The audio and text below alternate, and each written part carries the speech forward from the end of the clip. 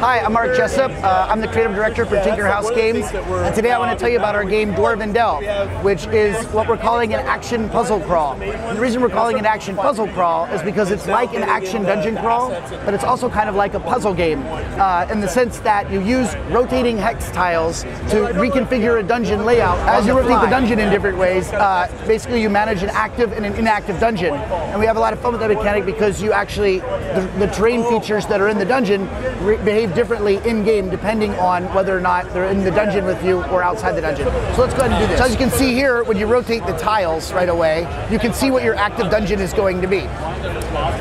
We're going to go ahead and shoot right down the middle. Or actually, let's go over here really quickly. Just by tapping, the dwarves automatically run to where you want to go.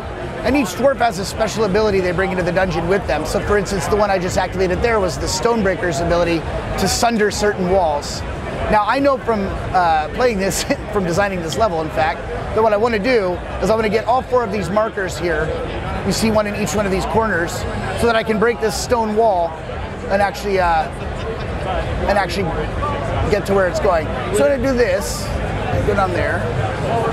These gear hexes you see, this is another puzzle element that we have. We have a lot of different elements in the game that are puzzle elements. This one is actually called gear hexes. What they do is they rotate all of their adjacent partners.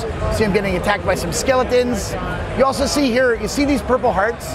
This is because there's a necrocyst in play right now, which is the element that I just destroyed. There's another one over here. When I talked about those terrain features having different effects depending on if they're in the active or inactive dungeon, the necrocyst, when it's in the dungeon with you, makes it so you don't heal.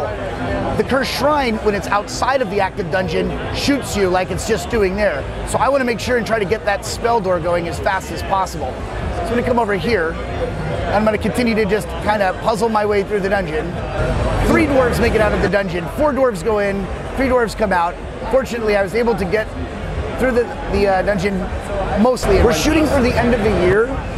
Right now we're thinking that we have about 2.5 more months of development, 3 months of development realistically. We have all of our features in place mechanically. We just need to make sure that we've got, obviously there's a polish that still needs to be done. We have a lot of beta assets and stuff like that, but we expect to have it by the end of the year.